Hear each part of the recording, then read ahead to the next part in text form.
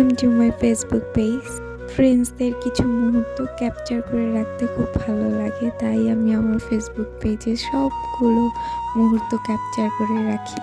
হয়তো অনেক বছর পরে এই ভিডিওগুলো দেখবো আর আবেগময় জীবনগুলো অনুভব করব। এই মেমোরিজগুলো দেখবো আর অনুভব করব কত আবেগময় কথা, কত ব্যঙ্গ করে কথা, রাগ, অভিমান, আনন্দের মুহূর্তগুলো। স্কুল, কলেজ, কতই না বন্ধু ছিল, কতই বৈচিত্র্যময় মুহূর্ত ছিল, কিন্তু দিন দিন তাদের সাথে হয়তো 1 বছর 2 বছর পর দেখা হয়।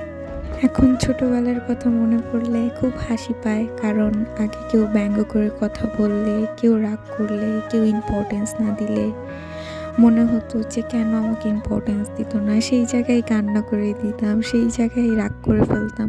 কিন্তু এখন কেউ ব্যঙ্গ করে কথা বললে, কেউ কষ্ট দিলে মনে হয় যে না, কোনো কিছুই পার্মানেন্ট না, জীবনে সব কিছুরই সমাপ্তি আছে, আজ হোক কাল হোক, সব কিছুরই একটা এন্ডিং পয়েন্ট আছে।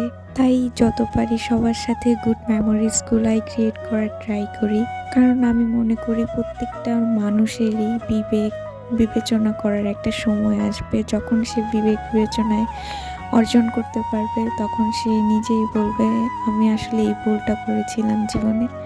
হয়তো যেই সব বন্ধুত্ব ব্যঙ্গ কথা কষ্ট দিয়ে সমাপ্তি হয়েছে, সেই সব বন্ধুত্ব তারাই রিয়েলাইজ করবে যে না, আসলে আমি তাকে এই কথাটা বলে, তাকে ব্যঙ্গ করে ভুল করেছিলাম।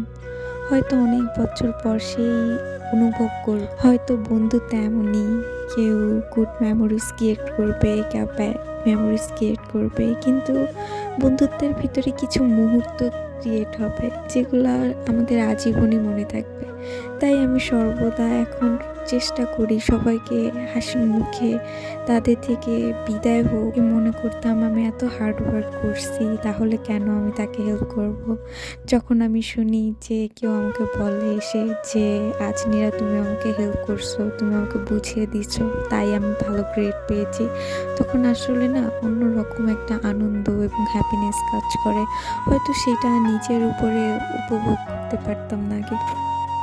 আমাদের জীবনে না কোনো কিছুই পার্মানেন্ট না, মা হোক বাবা হোক, কোনো কিছুই পার্মানেন্ট না। তাই স্বল্প জীবনে আমার মনে হয় সবার সাথে ভালোভাবে বিদায় নেওয়া আমাদের জীবনের উদ্দেশ্য হওয়া উচিত। আল্লাহ হাফিজ।